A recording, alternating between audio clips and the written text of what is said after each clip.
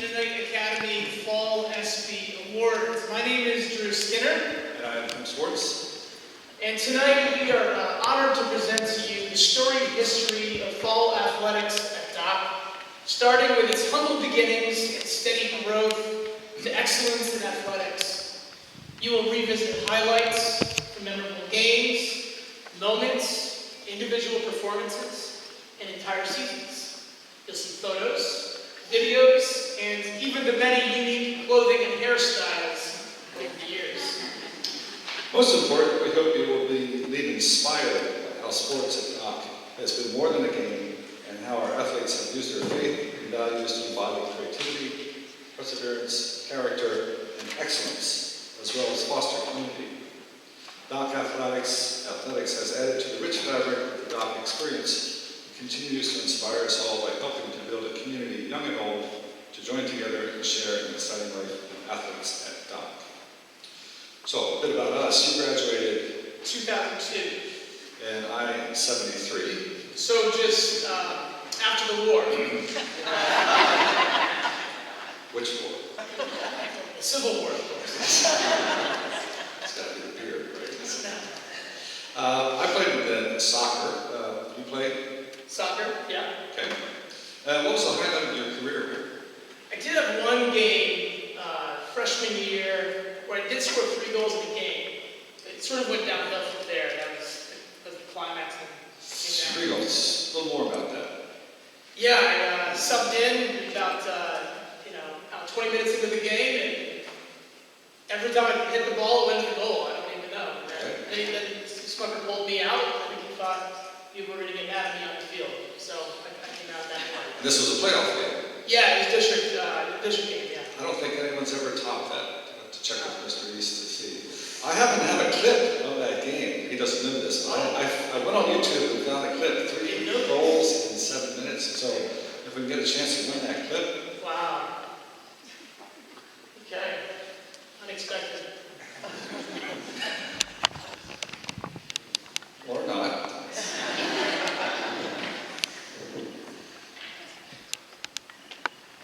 Kind of threw this out in the last minute, so we'll see.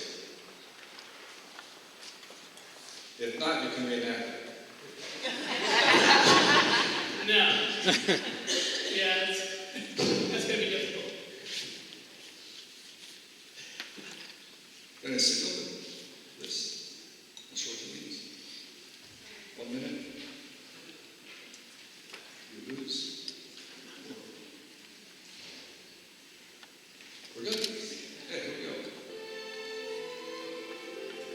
So here we are. This is before color was invented. There's one. You're a little taller. Here's the third. Nice. And there's the fourth. We got a replay. Nice shot. Great. Thanks to our quick guys in the booth for that. Appreciate it. So then Smucker was afraid you were going to get hurt, so he pulled you out. Well, yeah. The opposing team wasn't pleased, I think, at that point. 3 goals in 7 minutes. I wouldn't be able to. So I didn't have that kind of highlight. I think I got 2 goals my whole high school career. A team highlight would have been us winning the Lancaster Mennonite soccer invitational in the fall of '72. It had rained the entire night, and I'm not sure if it was raining that day, but it was a complete mud bath. Oh, wow. And my sub had an infraction of sorts that he wasn't able to play. So I played the whole game. Couldn't see a thing. I was wearing glasses then, and it didn't help to take off my glasses because my eyesight was so bad. But we had fun running and playing in the mud. I guess the red specs weren't there yet. No, not sure. Yeah. So is it true that you had to wear dresses when you played? No. We still didn't wear the coverings. No, we, as guys, we didn't have to do any of that. See, the men made all the rules, and they didn't have to do any of this. Different times. Well, here's a couple of examples.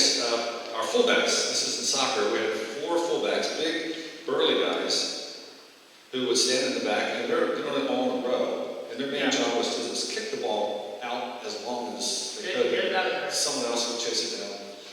Tim East told me that when when he played his senior year, he bought a steel toe to wear on the front of the shoe like old-time football players so that they could do the goal kicks, just boom, like that. Wow. Yeah, different times. Yeah. So your motto is what? When in doubt, take them out. And we were a very suspicious team. So lots of sliding tackles, of Oh, course. that's what we did. Was Yeah. sliding tackles. Our skill level was not that high as compared to today. I played at BMU after Doc, and I did score a goal against JMU. Okay. And I scored one against Messiah. That's impressive. Well, it sounds a lot more impressive today than it was then. It's not that big a deal. But, because we beat Messiah all the time. Wow. At BMU. But I couldn't make today's high school team. Of course, I'm 60. I've got a bad knee. So your skills have gotten a lot better since then. There was a small peak, and then it's been down. So clearly there have been many changes in Doc since the beginnings. And to help us tell that part of the story, we're honored to present Mr. Dwayne Kaufman, longtime history teacher and one of the first baseball coaches, and someone who has had a hand in the early story of Doc athletics. Mr. Kaufman.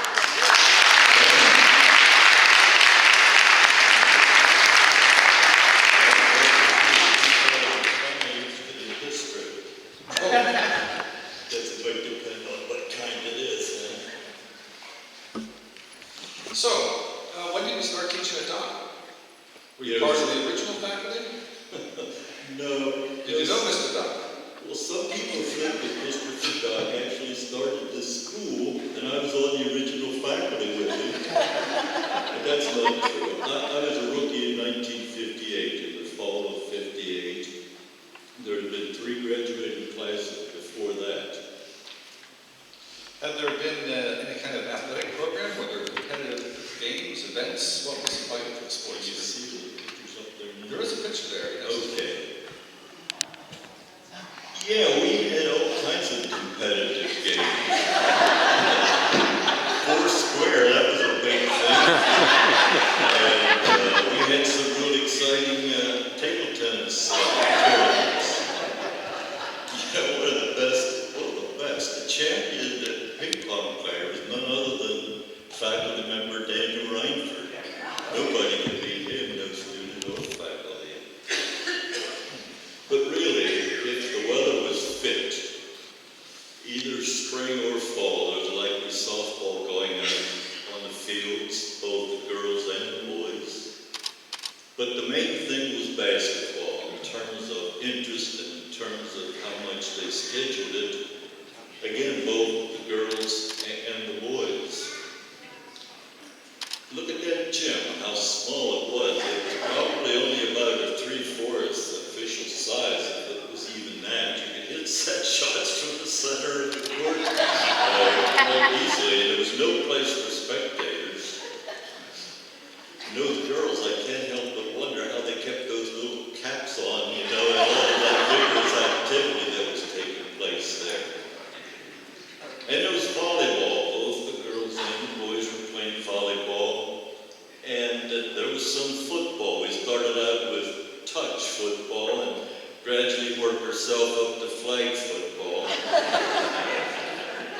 And then in 1959, they paved a part of the parking lot and made that a tennis court. We could also play outside basketball there. And then in the mid-'60s, in the phys ed classes, you did have the introduction of field hockey and soccer. So how was the competition organized? Well, let me say to begin with, it was strictly intramural. That is to say, we did not play other schools. That will eventually come, of course. And it was during the school day, not before school or after school. Did you teach any classes? Yeah, well, all right. That reminds me that most of the playing of sports was in the phys ed classes. And yes, I taught some of the phys ed classes, but it's It's like I said one time, it was mostly fizz and not very much ed. We didn't teach, it was just playtime. There was no training or anything like that. So how did all this competition work out? Between the classes? Yeah, well, that was mainly it. It was class competition. And how'd that go? Well, there were problems with that. If you're interested in winning, but the ninth graders didn't stand much of a chance. But another thing is that the classes were so small, it was pretty hard to get together enough players for a team. And of course, this is before co-ed came in. The student council had an athletic committee, and they would have students sign up, and then they would form these leagues or these tournaments. I remember one that was sort of an insect basketball league where the wasps would take on the hornets and the katydids would play the grasshoppers.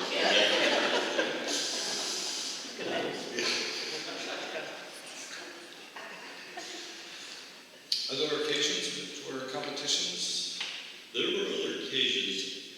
Well, I should have said that of most of the, other than the phys ed classes, it would have been at noon. Okay. And we also had what they called an activities period, and sometimes that would be set aside for athletic events. And we had two big occasions every year. One was when the students and the faculty and the staff would all go to some local park and have a big picnic and play all kinds of games. Oh, yes. My freshman year, we took 6 or 7 buses down to Valley Forge Park. And I don't know, it must have been a large prisoners base game. Maybe the whole school was involved. And I was teamed up with Donnie Cole, who was a short, wiry guy like myself. We were picking off the weak ones from the back of the crowd. And I split my pants. And so I left the game walking backwards slowly up to the hill. Colby called out, "Where are you going?" And of course I couldn't say anything about where I was going. I didn't want to call attention to myself. I got up to the bus and the older woman there said, "Well, if you go back a few seats and take off your pants and throw them up, I've got a sewing kit here. I'll sew them back up for you." And I did, praying that no one else had any similar kind of issues and was going to come onto the bus. She threw them back and I put them on. I went out back to the game and played. More slowly. So I imagine that was kind of a traumatic event. That's the only thing I remember of the day. Oh, yeah. Thanks. We had another big annual event as well, and that was called Spring Day. In the forenoon they had competition, literary, and art, and music. But in the afternoon that was devoted to various kinds of sports activities. What were some of these events that we had? What kind of facilities did we have? Was there a track? Well, let me say to begin with, we didn't have the facilities. We had to improvise quite a bit. Just on the field, they would get the line and they would create some lanes and a pile of sawdust for the jumping pit. I don't remember anybody breaking their legs, but I'm sure there were some sprained ankles and stiff muscles because it was quite spontaneous. There was no training preparing for this. What were the times? These girls are wearing skirts and dresses. How were the times there? Not too good, I think. Well, I was going to say, we had track events, the whole bit. We had relays and runs and sprints and dashes. And then there were the jumps. There was the high jump and the broad jump. And eventually they came to try the pole vaulting. Fortunately, none of the boys did go very high, so they didn't hurt themselves when they came down on the sawdust. And we had the shot put. That was a big thing. We didn't have any discus or javelin, but they did have a baseball throw for the boys and the softball throw for the girls. That was part of it. So who are some of the persons who stood out of the 50s and 60s? Anybody stand out? Right. Well, if you're thinking of the 50s and the early 60s, as far as the boys were concerned, it would have been Jerry Muscle. He was tall. He was over 6 feet tall. That was an asset for him as far as volleyball and basketball. But he was also fast for a big man. He won quite a few of the track events as well. And when it came, well, Harley Lapp, he was really good at football, and in the early basketball teams he stood out. And I'm thinking that athleticism must have been in the Lapp genes, because 2 cousins, Nancy and Sarah Lapp, did very well in the girls' competition. And in softball, Carl Sports was spectacular with his windmill delivery. And Glenn Landis, they called him Sonny. Sonny Landis would really use a glove at shortstop, and he was kind of a hustler in the Chase Utley tradition. And I remember Ron Moyer, they called it Big Mo. And Ernie Gaiman with the shot put. Those were some of the names in the 50s and early 60s. Yeah. So what point did we get involved in interscholastic playing other schools? Well, playing other schools came gradually, and there was conniving and some things going on behind the scenes. Because in the school year 60 and 61, 8 of our boys went down to Harrisonburg and played at Eastern Mennonite High School. And no faculty member went along. I think a couple of the fathers of the boys did go along. It didn't turn out too well. We lost by 11 points. Our boys came back and were complaining about the gym being too big, and they got winded. And that's the way that went. So the school board had nothing to say about this? Well, I don't really know how to answer that question. I'm going to say something now which might be a little bit surprising, because this was the time when Harvey Bowman was principal, and he was known as a pretty straight-laced fellow. But he was the one really that kind of pushed this kind of thing. And I think he got away with it because the board kind of trusted him. But what happened was we had Al Martin coming and joining the faculty in 62 and 63, and he had lettered in baseball and basketball at Goshen. And being a Hoosier, you know, he was really going to push basketball. And then in December of 63, we hosted a game here. The team came in from Central Christian in Ohio. But they played in a gym that we rented from North Penn. It was down there in Pembroke between Lansdale and North Wales. And there were no spectators allowed. You imagine the teams going at each other and nobody was watching? Very quiet. That was quite something. Now, I don't, to tell you the truth, know how that game turned out. But then in the following February, which is still that same school year, 63, 64, we did host a team from Eastern Mennonite. They came up here and we played in our new gym. And if that picture's up there on the screen, you might see, I was thinking that they came up here from Virginia and were really surprised to see that they were playing the Christopher Doug Mennonite Hawks. Good Anabaptist ring to it, right? Well, really, they were simply wearing the uniforms that the senior class had been wearing in their competition. That game didn't turn out too well. We lost at 60-47. And I remember a coach, they called him Nippy. He learned that name out there at Goshen, Nippy Martin.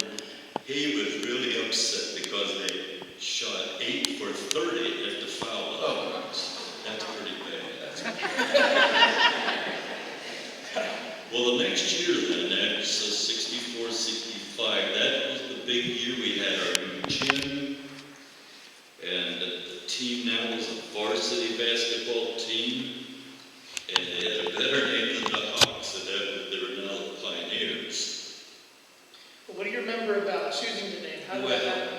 I was half afraid you'd ask about that because I had something to do with that. People, all the faculty and students were to submit names. And I did submit the name Pioneers. And there were names, but finally the administration narrowed it down to 3, and it was Pioneers and Lasers and Colonials. Well, we found out that Colonials was already used by the high school down at Eastern Mennonite. So then it was between the Lasers and the Pioneers. And I'll admit, Lasers would give you a little more zap. But Pioneers, that was a good name. You know, Christopher Dodd was a pioneer in education. And our school, you know, was innovative, and we were on the cutting edge in many things. And I'm not going into detail there, but I thought it was a good name, and to tell you the truth, I still think it's a good name, Pioneers. So they haven't been able to replace it, that's... Okay. When did Doc become part of an athletic league? Well, we became part of an athletic league in 69-70. We joined what was called the Keystone Athletic Conference. That was made up of private schools, and there were 2 divisions. I mean, the Western Division went all the way to Harrisburg, but we didn't play in that division. And as far as what sports were included, it would have been boys and girls basketball. There was boys soccer, girls field hockey, and boys tennis and track. And I think that would have included cross country, but I'm not sure about that. But there were no field events. And we were in that league for 3 years, and it folded. Well, then we became a part of what was called the Suburban Athletic League. Before it had been called the Suburban Catholic League. And some other schools joined at the same time we did, and then they changed the name. But that really didn't turn out too well, because in the first year we were in that league, they didn't have any fall events at all. So that meant that soccer and field hockey and cross country, they had to freelance it, you know, and find their own competition. The second year, they did accept, they had field hockey and cross country. But then after 2 years, whether we withdrew or that folded, I'm not sure. But after that, we went a year as an independent, not a part of any conference, no association at all. But it was at that time when we were admitted into PIAA, and that was a big turning point, you know, for the school. Now it was easier to play public schools, and we qualified for postseason tournaments and individual and team awards and that kind of thing. Well, then we joined the Lower Bucks County League. Garden County. But we joined that league, and to tell you the truth, we were kind of in over our heads, because that was quite an elite league at that time. But the next year, now this would have been 76, 77, that Lower Bucks League, they revamped the whole thing and brought in a lot more schools, and it ended up with schools that were public schools, some of them were private religious schools, and then other private schools. They called that the Bicentennial League. And I can hardly believe it, but we've been in that league now. We're 40 years. Same league. Yeah. Was there opposition from the community or others to all these developments? You know, when you think of the conniving behind the scenes and how fast it went and how far it went, it was pretty smooth. You talk about how far it went, and this is hard to comprehend. We actually ended up playing Valley Forge Military Academy. I would think the founding fathers in their worst fears never would have imagined it. Dark Mennonite, you know, against the Valley Forge Military. displayed them the other day. Yeah. Yeah, and I understand we ambushed them.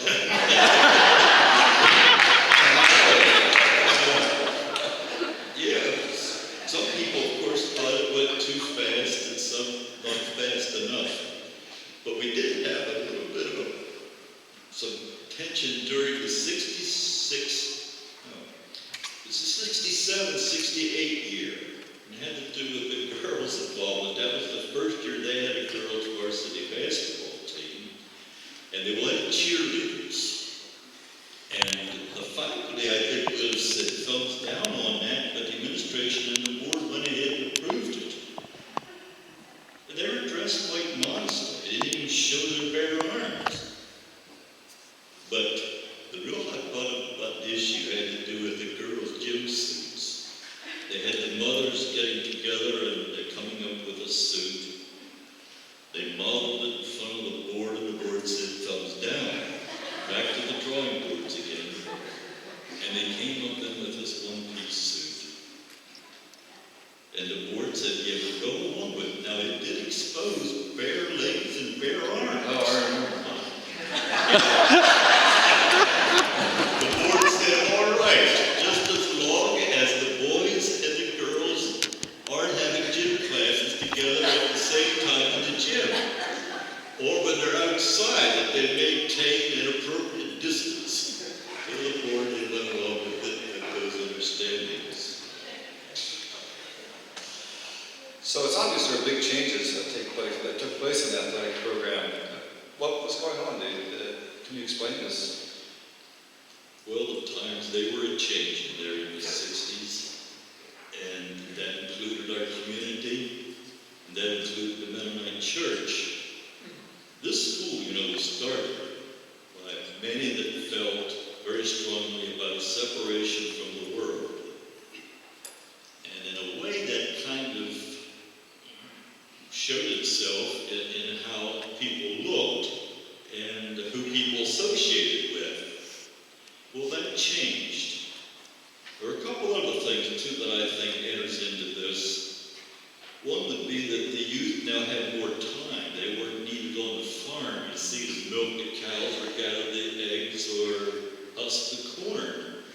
And so it was important that there was something for them to do. And I'm a little cynical maybe if I say this, but I think they also recognize that a good athletic program, especially if you're winning, it's a good marketing tool. But last of all, I would say, I think finally there was a realization that education was more than the academic. That it was important to develop, it's a social dimension, develop relationships which would occur in the context of sports. And I think sports provided an opportunity to learn some important lessons for life, like teamwork and discipline and perseverance, and how to accept success and failure. And so it was a great thing, I believe, that we did change, even going as far as we did. That's it. I agree. Thank you, Dwayne.